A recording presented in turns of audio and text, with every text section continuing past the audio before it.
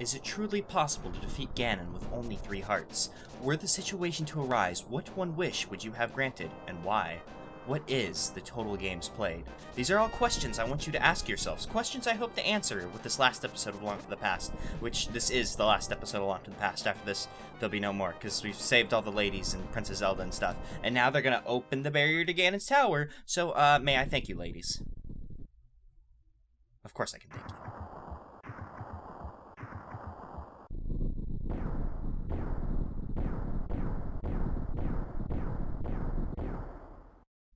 Dispelling a magic barrier, opening a pillar up like a door, they're pretty much the same thing when it comes to Ganon's tower. So here we are in Ganon's tower, so we're just gonna storm the tower, walk straight up to the top, and kick Ganon's ass, which is what we would do if this wasn't set up in the way that it is. So, just like the Tower of Hera, before climbing upwards, we have to go downwards. It's sort of like a metaphor for life. So, just like the Tower of Hera, it takes you to the 2nd floor first, and then you go down to the 1st floor because, of how the tower is built. You go upstairs and then end up on the 2nd floor, and then you have to go down to the 1st floor. Now, the 1st floor is the meat and potatoes of this level. We're going to be spending a majority of our time in this level in the 1st floor, or on the 1st floor, just because of how darn large it is. It's like the single largest floor in the entirety of the game. Also, you're going to want to be very thorough with checking skulls and cracking skulls in this room's circumstance, because as there's with the Dark World, you probably noticed that there's a fuck ton of keys under skulls, because reasons, I don't know.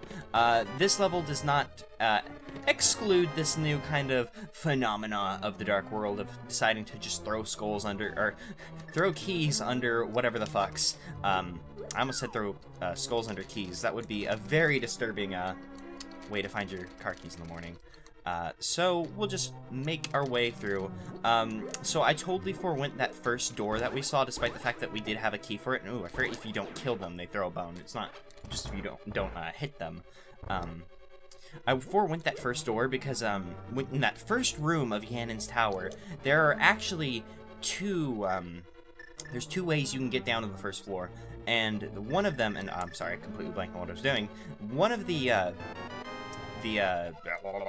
doors will take you to where that first door would have brought us, or that first key door would have taken us anyways. So it was like, why even bother? It's not a big deal.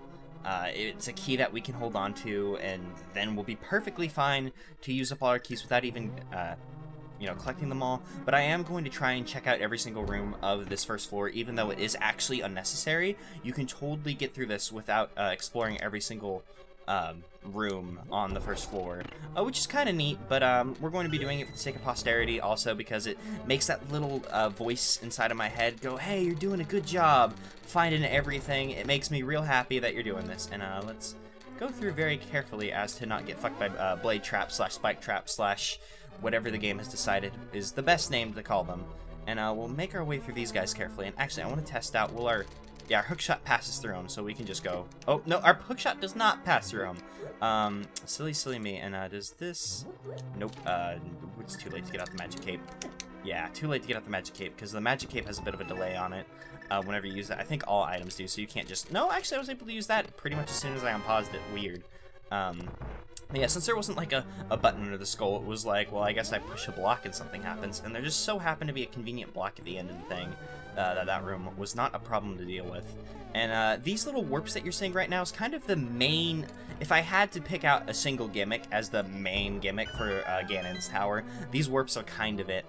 They take you from room to room, different places, and oh my god, look at all those buttons. I'm going to have to push them all. But first, I'm going to get rid of you guys, because I do not want to have to bother you with you guys while I am pushing all of the buttons in this room, because the majority of them are fake. It's been a long time since we've seen fake buttons. I think it was something that popped up in, like, the first dungeon and then never happened again. And holy shit, that was kind of cool, because normally they do the whole, like, screen shaking, like, oh, we're going to show you that the room's changing, but no, they just decided to blow the fuck out of that wall. That was a nice change of pace. And are we getting a key in this room? Because given the fact that it's a hidden room, it might have just been, yeah, it was just a refill room, just for the sake of having refills. That's kind of neat.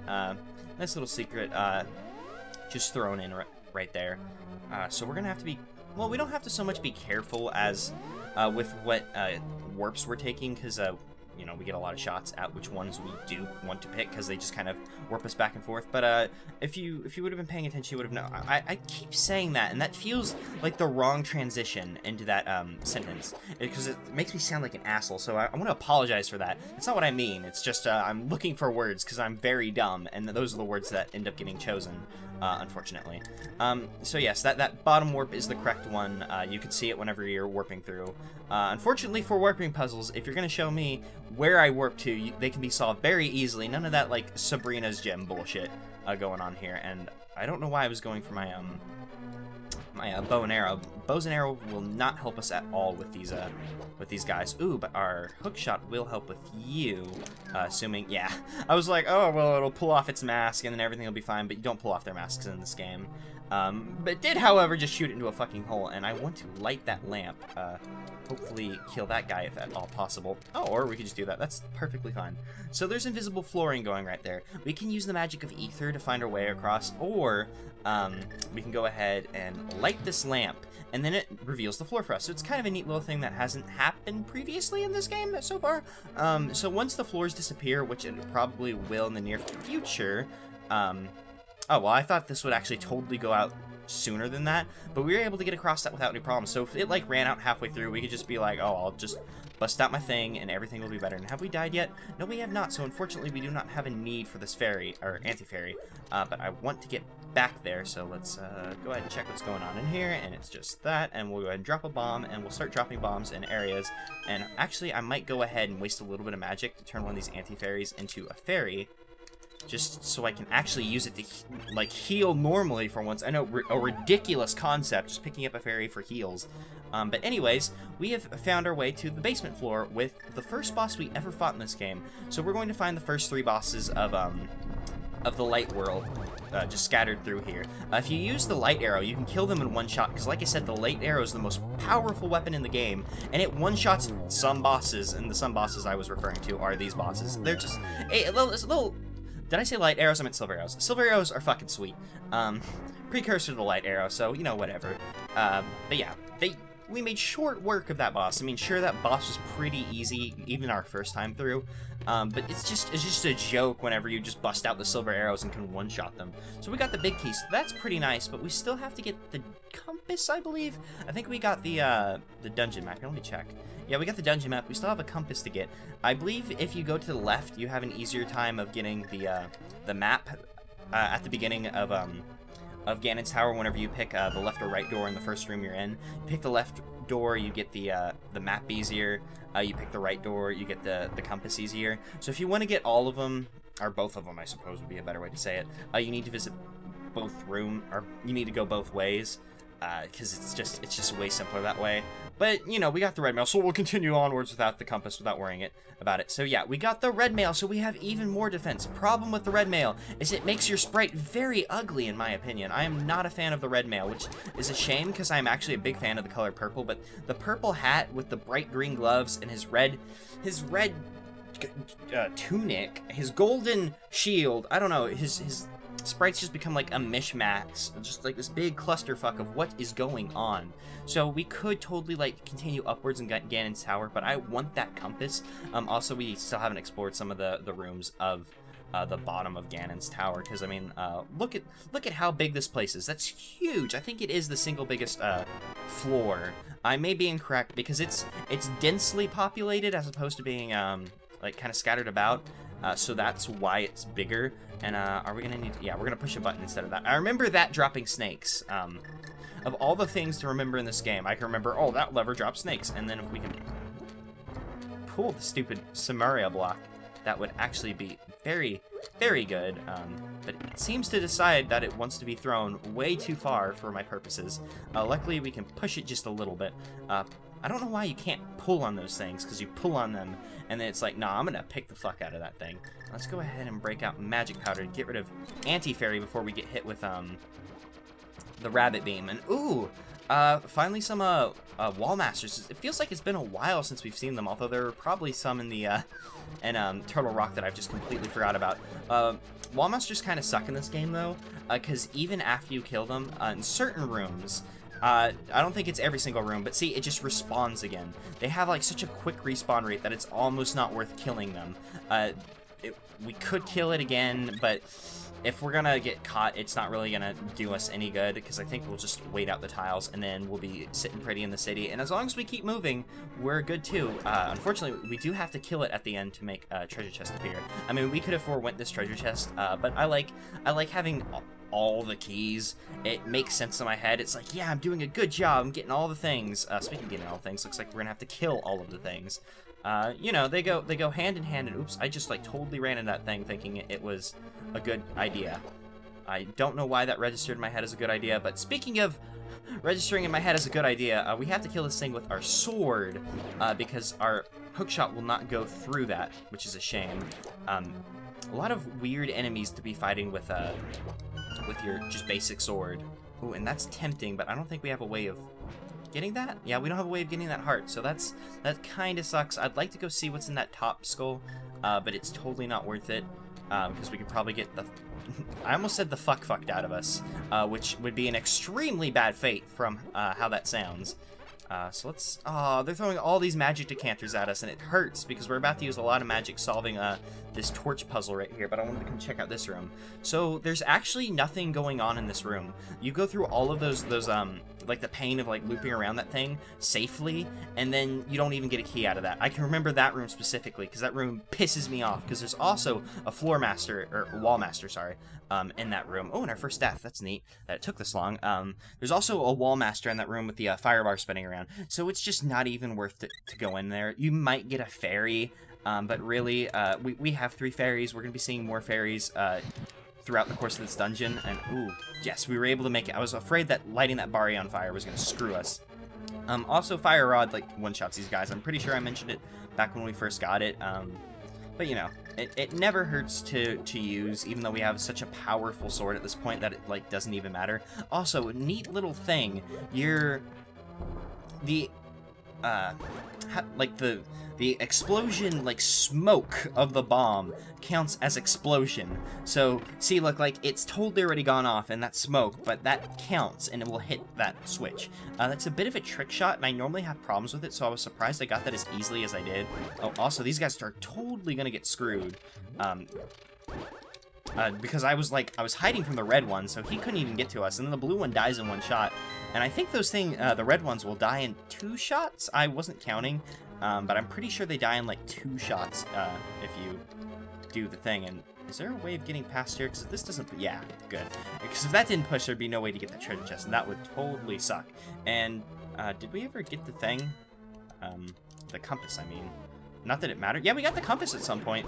I suppose we could have, like, totally, like, just fucking, like, ran out of the level and been good, but, well, not ran out of the level, but ran back to the first floor. Like, I could play the flute at any time, go back to the first floor, and we would be golden, but I want to explore all of the, rooms, and I think we're actually pretty much at the end of the rooms for the first floor, so, let's just get the hell out of here. And actually, I really want to check out what's going on in these skulls, because I bet there's a key. Nope, key, time to run. I'll take, I was going to be like, I'll take the hit, because I think the floor starts to collapse, so I'm actually going to walk out, because that totally looks like the floor collapses. So, I'm going to play this the sissy way, and I'm going to go ahead and activate my magic cape, and then just charge through, because then they can't stop me. There's nothing they can do. The magic cape is so overpowered because it feels like, oh, you're invisible, you shouldn't be able to attack. That's the way basic invisibility spell works. But no, you can totally attack even whenever you have your magic cape up. It's like greater invisibility as opposed to normal invisibility. I think you can attack with greater invisibility. I don't remember. It's been well, it hasn't been a while since I've looked at some spell stuff, but it's just been a while since I've used that spell in particular. So it doesn't matter. We've gotten our things. We're good. Oh, appears that there's more level to be had. I think this leads into the other room, given the fact that there's the same... I almost said gimmick again. The same, like, floor thing. And oh no, it's the magic mirror that takes me back, not the flute. I so rarely use it, I completely forgot which one did it. That's kind of dumb of me. Speaking of kind of dumb of me, if I was smart, I would walk out of this level and go refill my fairies right now, because I think we've died once, so we're at 3 fairies, and we're kind of hurting right now, so a smart man would leave this level, and then, get more fairies. Luckily, there was an anti-fairy in here, so we were able to restock our fairies regardless. But chances are we're probably about to die, and then we'll lose our fairies. And I don't think you can shoot an arrow past these blocks. Oh, you can totally do it. Oh, yeah, these guys are fucked. If we can get the red guy back over here, and we could, yeah, I don't think we're going to be able to kill him because he's off screen. Yeah, that's a shame. A shame and a half. I would like it if he would move so we could kill him. But if he doesn't want to die, we don't have to kill him because that's not the puzzle to open the door. So as long as he doesn't get in our way, we really don't have to worry about him. Yeah, so I guess we'll just leave you here. We killed your friend. We're walking out. Good doing business with you. Actually, I'm gonna leave this here. This statue, in my opinion, is worth more trouble than it's worth. Because you use it to block these blade traps, but then it becomes a pain in the ass trying to shoot these mimic type guys. Like, they're not actually mimics. But I always forget their official name. I think they're like Gorias, like Goriya, something like that. They're supposed to be like rat people. They're in Zelda 2. Whatever. I think they're even in Zelda 1, actually. They just look very different, because, you know, sprites, whatever. I mean, not that these aren't sprites, but lesser quality sprites. You know what oh, I made them walk the wrong way. Kind of panicking a little bit because of these BMOs and because of my lack of health. But there we go, made it through, no problem, and we'll go ahead and just rush to the door. I don't give a shit that there's a door there. Ooh, I probably... oh, no, I was like, man, I was like, this won't be a problem. I can walk through blade traps without any issues whatsoever, and then just, like, jumped in front of it so it could, like, hit me in my kidney and kill me instantly. That's a shame. I'm not going to hit that first crystal switch. I'll wait. And, there's actually enemies right here. They're not mimics, though. They're the, Igors. It's been a while since we've seen them. But, yeah, you had to come back down here to open the door. You don't have to kill the Igors, however, but I'm going to kill them in hopes that they drop something good. A normal recovery heart's pretty decent. I was trying to remember the name of the recovery heart. I'm like, what's the name of the heart item that heals you? Yeah, this is recovery heart, and let's see if we can get a good... Oh, yeah, one... I was gonna say there was one blade trap, but now there's two. So it kind of just returned us back to where we were. Sometimes you can get really lucky, and by that I mean have good timing. It's lucky for me because I'm stupid. You can have really good timing and just get through there in such a way that you hit it, and then all of the blade traps get stuck on the pegs. And I'm just gonna do this the baby way because I fucked up and I don't feel like doing this correctly. That's basically what the magic cape is to me, is, oh, I've messed up, it's time to just cheese it. So we have no way of getting over there because we can't hop that hole, but if you get in just the correct spot that you're not close enough to grab onto it, you can run into that and it'll bounce you back. Unfortunately for us, I think we're full up on fairies. Oh no, we need one fairy. That's pretty decent, and we could use the heals. So I'll leave you there and see if I get any recovery hearts, because I'd rather not take you if I don't have to. Oh well, I guess that solves that problem. And there was no recovery hearts anyway, so I was gonna have to eat you up with my face anyways. So you know, it all worked out. And Ganon's Tower is going surprisingly well. Normally I have quite a few issues with the first floor, but we kind of just steamrolled it. I think I died twice, but that's not terrible. We didn't lose all of our fairies, so that's always a good thing. Also, using these silver arrows to kill enemies can be a bit of a pain in the ass if you're incompetent like I am, but it's so rewarding. It one-shots them, and there's a lot of like difficult, well, not so much difficult enemies, but enemies that would otherwise cause you a little bit of trouble if you weren't like one-shotting them. And oh, please let me grab that heart and dodge the BMOs, and everything is good unless he shoots me on the way out. Nope, we were able to get through. I was really worried he was gonna snipe me in the back of my head. I'm actually gonna go ahead and get the magic cape out because I do not like what's going on in this room. So might as well do it the baby way and just use the magic cape. Even though it's kind of cheating, well, it's an item the game gives to us, so it's not so much cheating, but it's very, very cheap. The game's letting us cheese itself. The game's just turned into a big cheese wheel and just allowing us to go to town on it. So if the game allows it, we might as well do it. I mean, we are hurting ourselves in that we're wasting all of our magic power. And we have fairies, so it's not like dying would be the worst thing in the world. And holy shit, I had some serious momentum going on there for a second. This must be like extra slippery ice. And oh, damn it, I really wanted to get that last thing because it had been giving hearts out, but it's just so not worth it with all the bad things that are going on in there. Oh, speaking of bad things going on, the second boss of the game, Lan Mola. So now that we have the silver arrows, just like the Armos Knights, if you hit these guys in their weak points with the arrow, it one-shots them, and it will one-shot every single one of Lambolas, just like it'll one-shot every single one of the Armos Knights. You just have to time it right, and you can just shoot them as they come out, and this boss fight's pretty easy. They try to make it a bit more difficult with adding the fire spitting guy, I don't know what the fuck he's called. Just like how they tried to make the Armos guys more difficult by adding the slippery floor. But unfortunately, if you don't move around a lot during the Armos fight, the slippery floor adds nothing. And the fire lamp isn't the hardest thing to avoid as long as you're not too close to it. So, you know, we were able to make it through there without too many problems.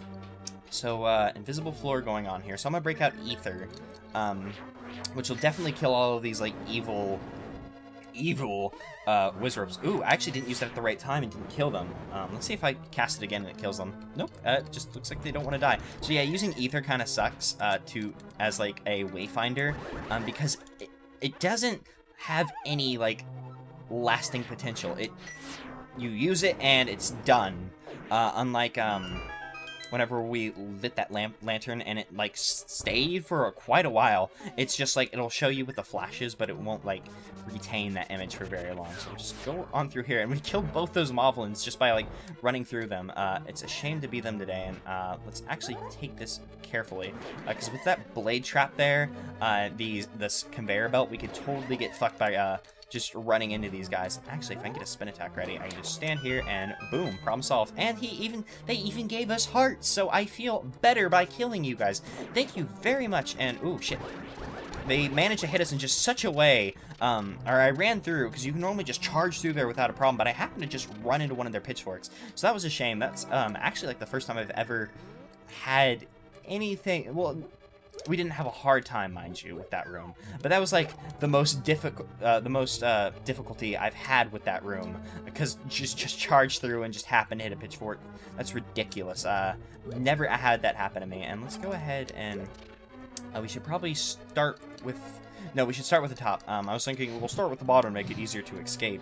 But if we start with the top and like run through, we won't get stuck on the fire bar. And have to like magic cape our way through or something.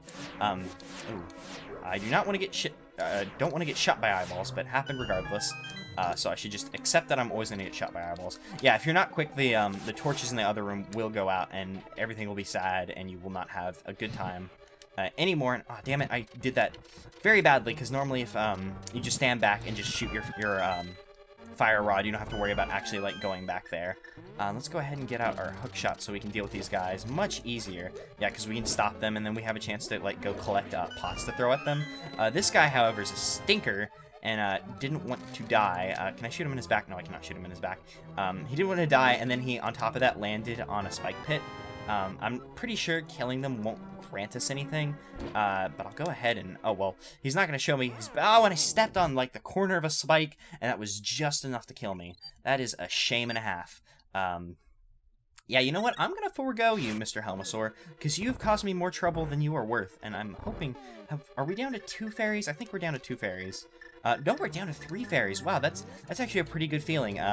Normally I die quite a lot in this dungeon. It makes me very sad. Oh, it didn't land on the conveyor belt, because I don't want to, like, get on that conveyor belt if I don't have, well, I'm going to have to, but I'd rather not get on. Fine, I'll get closer to the damn thing. Because I was hoping the bomb would just kind of ride the conveyor belt down and make my life easy, but no, it didn't want to cooperate, and I'll just wait out. Yeah, I'll just wait you out, Mr. Rabbit Beam. If you're going to be inside of something, you present me no harm whatsoever. And also, if the anti-fairy is going to be inside a thing, you present me no harm whatsoever. I'm able to get through no problem. And let's go ahead and see if we can do this. I was hoping we could do this in such a way that it got stuck, but that's fine. We're not too worried about that beamy thing. It's not actually causing any problems. We're full up on magic and pretty gun on all of our other items, so I'm not even gonna worry about that other thing. So here's the final boss of the Light World. This guy, as we know, is not that big of a problem. He'll knock you down into this room, which we're probably not going to see unless I manage to fall down. It's a nice little room if you happen to be lower on fairies than I am, because there is an anti-fairy in there, and there'll be an anti-fairy in there every time you go to that room. So if you're in need of fairies, just drop down this pit a couple times, and you can get the anti-fairy in the other room. the Muldrum. Sorry, I was trying to think what his name was because I was stuck on Landmola, and I didn't want to say his name and be like, oh, Landmola, because Landmola's the other guy. But yeah, that's just the big Muldrum. He's such an easy boss at this point because you just hit him with 2 spin attacks and he's dead. So in line with easy boss times going on, and I'm just gonna go ahead and ride the wave here, which is gonna be a problem with these Helmosaurs causing me trouble. And let's go ahead and hookshot. See, oh, I love hookshot and invincibility frames. They're just so convenient. And the hookshot's just like the best thing ever. And oh, that was very, very scary. And well, the hookshot and invincibility frames did it for us again. And I'm actually gonna kill all of you guys. Just to make sure that nothing is happening inside of your bodies like a key. There is nothing inside of your bodies like a key that is going on, and I will just accept that heart and move on with my life. Because we don't need the money. And here we are. We're at the top of Ganon's tower. So, let's get ready, go through that door, and face Ganon. But if only that was the case, because Agnum's here! Yeah, we never killed Agnum. He escaped into the Dark World. So, it's time to fight him once again, and he's going to employ his shadows in this fight. So his shadows actually, they can make the fight harder or easier depending on how not me you are, would be a proper way to say it. Because you can actually bounce his shadows attacks back into him, and I believe his shadows always do the thing that hurts him. So it's super simple to actually just use his shadows against him, especially whenever he gets in like a position like this, where you're in a prime location to actually hit him with his own shot, and then you can just go to town on him with his shadows attacks as well. So second form Agnum's not that bad of a boss.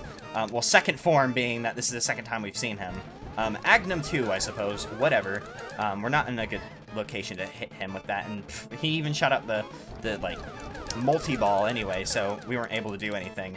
I would like to get it in a position where they're all together again, or, ooh, this is actually perfect, because they're not all together, but we can manage to actually hit him without having to worry about the other ones bumping into him. So yeah, the boss fight's pretty much the same. I don't know if he will use his lightning attack from before, so it's not that bad, to be honest.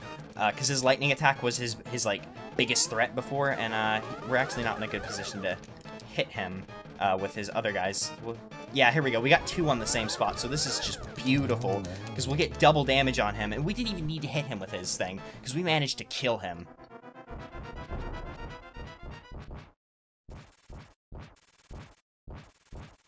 Back here.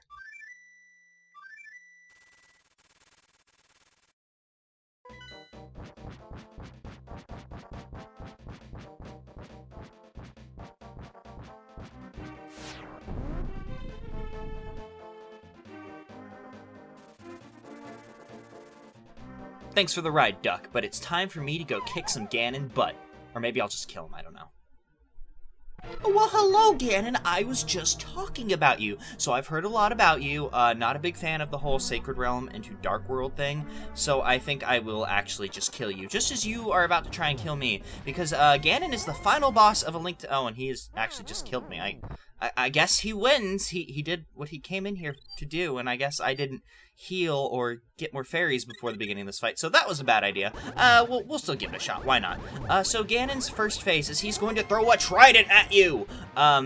His trident has a very forgiving hitbox, so as long as you play a little defensively, it's not that bad. Cause see, like, that almost hit us, but it didn't hit us. It's very, very forgiving, so you don't need to worry about it too much. Just stay out of its way. I suggest using spin attacks because they bounce you off of him, which gives you pretty good defensive coverage. After you deal enough damage to him from throwing tridents at you, he's going to instead throw fireballs! These fireballs turn into fire keys, though, which kind of home into you. So if you abuse the hookshot invincibility frame glitch, you'll be perfectly fine. It's honestly not that bad to defend from normally anyways. Just the hookshot thing just makes it, like, almost impossible to get hit. Unless you're an idiot, which I'll probably get hit, so... I'm an idiot, and I know it, so I accept it, whatever. Yeah, see, look, I'm a fucking idiot. As long as you stay, like, in between these 2 lanterns, you're in a perfect spot to dodge his attacks, because whenever he warps, he has a bit of a leeway, and for, like, the time that, like, he can hit you, like, you walk into him and it hurts you. See, like, while he's, like... See, like, that didn't hurt us, even though he was, like, almost fully, like... phased in. So eventually he's going to just start throwing only one bat, but this bat circles around him, and then he kind of becomes a baby and doesn't want to stay in one place. Whenever you hit him, though, while he's throwing this fire bat around, he'll jump up and stun you. Whenever he stuns you, run away as far as you can, but do not go into the edges of the room, because whenever he does that stunning attack, the floor collapses, and if you fall into the pit, you will be thrown out of the Pyramid of Power and have to start the fight all over again. But also, whenever you're stunned, you can't move at all, but the fire bat keeps moving, so if the Keese hits you, you still take damage even though you're stunned, so get away from him so whenever the Keese goes around, because it goes around in a spiral fashion, it won't hit you. So you just want to get it as far away from him as you can. You can also use the magic cape, but I suggest you saving your magic, because eventually he's going to do the secret technique of darkness and go on guard, which he'll start throwing straight shot fire bats. They don't home in on you anymore, but he'll put the lantern out and you won't be able to see him. 1 lantern allows you to see him, 2 will stun him, and whenever he's stunned, you need to hit him. If the lanterns go out, you have to do it again, so I suggest bringing magic if you're not too confident.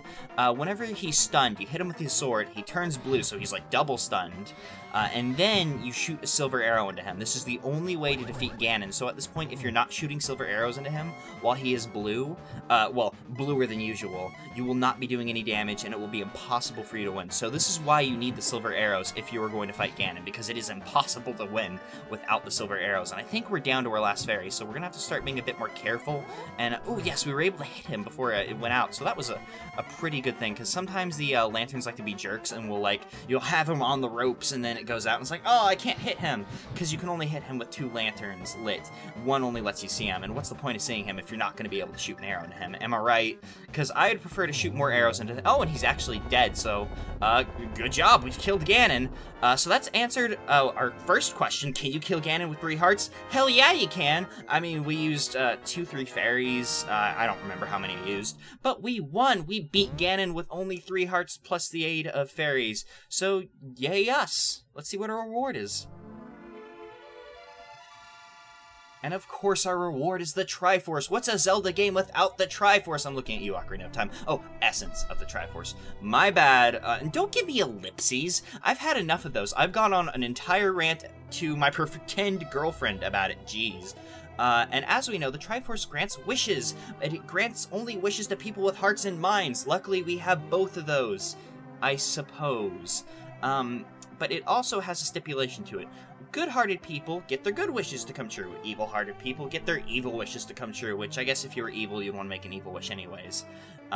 So we're in a gray area, so we're just gonna hope for the best. And on top of that, the stronger the wish, the better it's granted, I suppose. So we need to think of a totally awesome wish that even with our gray area, we'll be able to overcome it. And oh, you're gonna talk about Ganon now? He's like in the other room bleeding to death. Actually, he exploded, so he's just gone, so let's just not talk about Ganon anymore. What is the point of talking about an exploded-y guy? Like, oh, he's building up his powers so he can conquer the light world. He's dead. We don't need to worry about that. I can unwish everything and make everything perfect, or I can come up with an awesome wish, and everything will be awesome. Yeah, but we've totally destroyed Ganon. He'll never be revived, never see him ever in any other Zelda games. Dark World's gonna vanish, not gonna appear in a 3DS game that's coming out later this year, unless you're watching it in the future. Yes, I know, I'm your new owner, golden power in my hands. Time to make my wish. So yeah, we have to touch it first, touch it with a wish in our heart. And the wish I think I'm going to go with, this has been bothering me the entire game, but I think I'm going to wish this pink hair away. Hasn't done me any favors.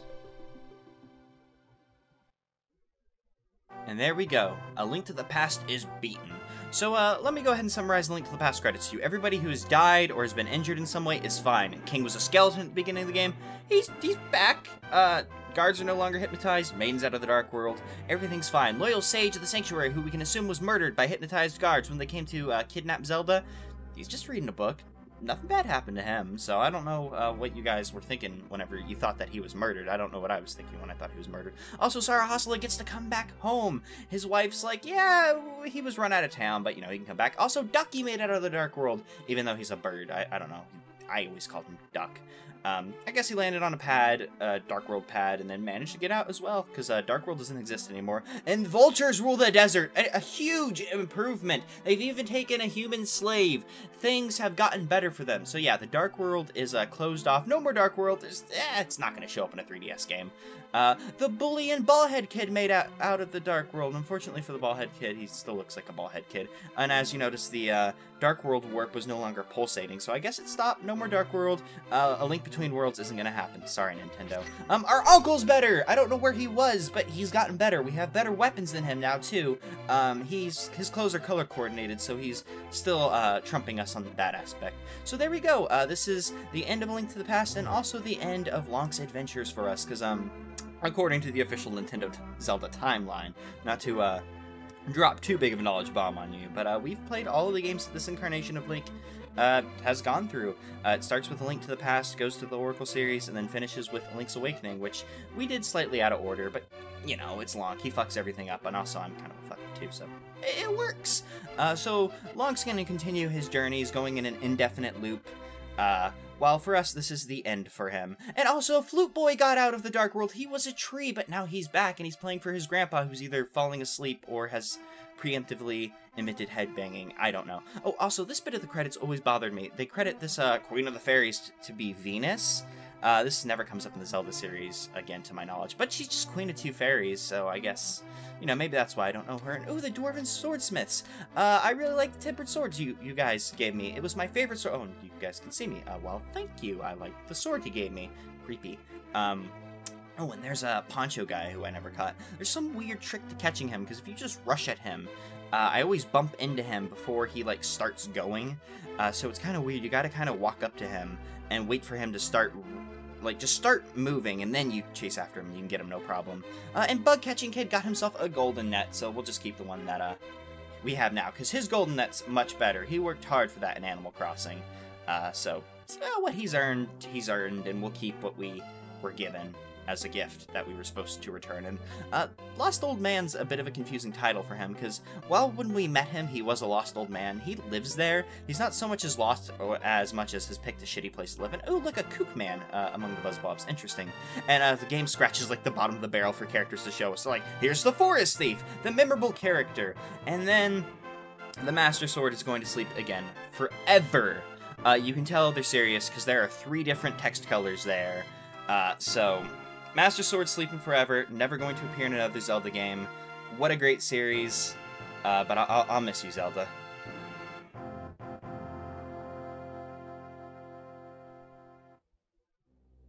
In-game credits aside, it's now time to credit the real heroes of this game. Lonk is nothing! He's a despicable little shit. Here is the list of the golden gods who forged this great game. One of the greatest games ever created, in my opinion, and that's also a pretty commonly held opinion that Link to the Past is the bee's knees. So yeah, everybody on this list is a pretty fucking great person. The fact that they were involved in such like a great game. A lot of love went into this game. And you can tell when you play it, it's one of the best Zelda games still today. A lot of people, myself included now, regard it as the best Zelda game. Well, I've always thought it was the best Zelda game, but now it's also my favorite Zelda game, because at the beginning of this playthrough I was like, I don't know if I like Majora's Mask or Link to the Past more, it's confusing in my head, but now that I've played Link to the Past a bit more and had a chance to talk about it, because in the recent years I've played this game a bunch, and now that I've had a chance to talk all over it and ruin it for you guys, I'm so sorry, I've been able to get it through my thick skull that I like Link to the Past more. I love the top-down Zelda experience. It's just so much fun. It works well in my head, and I just always have a blast while playing 2D Zelda. Not to say, well, top-down Zelda. 2D isn't the proper phrase to use. And I guess 3D Zelda wouldn't be a proper phrase to use either, but I don't know. I just really love top-down Zelda games. Like Majora's Mask, it holds a special place in my heart. It's just such a radically different experience while not being a huge departure from the Zelda series, because it's this real, like, in terms of a story, it just doesn't represent like what a Zelda game normally is. It's not like this weird big epic adventure. It's like epic in like the terms of like, oh, it's the epic of the Iliad, you know, whatever, who gives a shit. You know, it's just this weird dark story without being like horror-y. Well, I mean, it's pretty scary if the moon's gonna fall, but it's not like horror story guy jumped out of a lake and started stabbing people. It's horrific. It's horrific. That's actually a word. Good job, Benny. I'm not very smart, I know. It's horrific in a depressing sense. People who are fearing for their lives. It's just very interesting for, like, a Zelda fan. Like, you play all these games because I have nothing better to do over and over and over again. But then this just one game's just so different. It's very interesting to me. So there's that. I like this game more than that. That's where that went. So in terms of Let's Play, I'm probably not going to be playing Zelda games for a while. I'm probably not going to be putting out any Let's Plays for a while, just because I'm a little burnt out of them. I want to do other things. Not to say I don't find this fun, but I want to do other fun things for a while. And I've done so many Zelda games. You guys have been actually asking, like, oh, will you do Wind Waker, will you do Skyward Sword, which is really interesting to me that you guys care. It's heartwarming, though. I'm not saying that, like, oh, well, blah, blah, blah. I'm very, very grateful that you guys care. I'm so thankful is where I'm going. But I'm probably not going to play another Zelda game for a while. There's another series of games that, another game series that I'm interested in playing if I ever do pick up Let's Play again. But I would like to do a Skyward Sword playthrough at one point. So there's that. So we've answered 2 of our 3 questions. Can you defeat Ganon with 3 hearts, and what would you wish for? Now we get to learn what total games played is. So for some reason, they translated this. I don't know if this is a translation issue or what, but they're telling us everywhere we died and how many times. But for some reason, rather than referring to it as deaths, they refer to it as games played. So now our total games played is 5. I went ahead and added it up. I know it's not on the screen. You see, total games played. We've played 5 games, which means we've died 5 times, but we've also played 5 Zelda games, including Majora's Mask, even though, you know, it didn't have Lonk in it, but, you know, whatever. So here's the end of Lonk's journey. It was nice playing around with him. He was a fun guy, but he's dead to me now. So thank you guys for watching. Like I said, I am very, very grateful, and I hope you guys enjoyed the series. I enjoyed making it for you guys, and just thank you so much. And I hope you guys, I love you.